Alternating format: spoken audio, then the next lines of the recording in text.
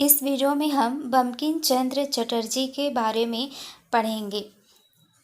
राष्ट्रगीत वंदे मातरम के रचयिता बंकिम चंद्र चटर्जी जी का जन्म 26 जून 1838 को कांठलपाड़ा परगना बंगाल में यादव चंद्र चटर्जी के घर में हुआ था।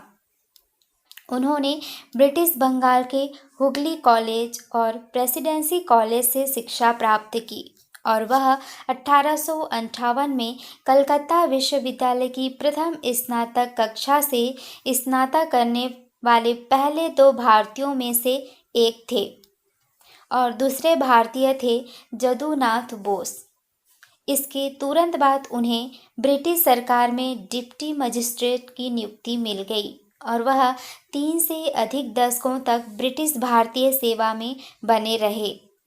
बंगाल सरकार के लिए सहायक सचिव के रूप में सेवारत रहने के बाद ब्रिटिश राज द्वारा उन्हें राय बहादुर की उपाधि से सम्मानित किया गया और 1891 में उनकी सेवानिवृत्ति से पहले उन्हें भारतीय साम्राज्य का साथी की उपाधि से भी सम्मानित किया गया।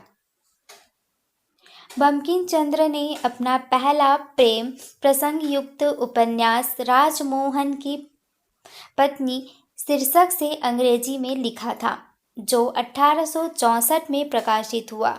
इसके बाद उन्होंने बाद में 14 और उपन्यास भी लिखे। उनकी पहली प्रकाशित बांग्ला कृति दुर्गेश नंदिनी मार्च 1865 में छपी थी। उनकी अगली रचना का नाम कपाल कुंडला है। इसे उनकी सबसे अधिक रोमानी रचनाओं में से एक माना जाता है। उन्होंने 1872 में मासिक पत्रिका बंग दर्शन का भी प्रकाशन किया। अपनी इस पत्रिका में उन्होंने विश्व वृक्ष उपन्यास का क्रमिक रूप से प्रकाशन किया। कृष्ण कांतेर विल में चटर्जी जी ने अंग्रेजों शासकों पर तीखा व्यंग किया है। रविंद्रनाथ ठाकुर बंग दर्शन में लिखकर ही साहित्य के क्षेत्र में आए। आनंद मठ राजनीतिक उपन्यास है। इस उपन्यास में उत्तर बंगाल में 1773 के सन्यासी विद्रोह का वर्णन किया गया है। इस पुस्तक में देशभक्ति की भावना है। चटर्जी का अंतिम उपन्यास सीताराम है। इसमें मुस्लिम सत्ता के प्रति एक हिंदू शासक का विरोध दर्शाया गया है। अनेक उनकी अन्य उपन्यासों में से दुर्गेश नंदिनी, मृणालिनी, इंदिरा, राधा रानी, कृष्ण कांतेर दफ्तर, देवी चौधरानी और मोचीराम गौरेर जीवन चरित्र शामिल हैं। उनकी कविताएं ललिता ओ मानस नामक संग्रह में प्रकाशित हुई।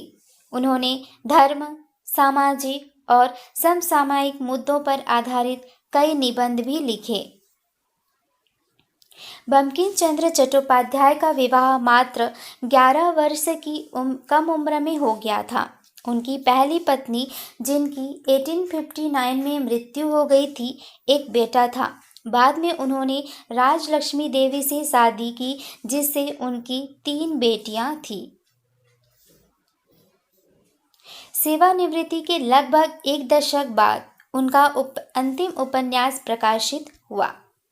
बंकिम चंद्र का अपनी सेवानिवृत्ति के कुछ साल बाद 8 अप्रैल 1894 को निधन हो गया।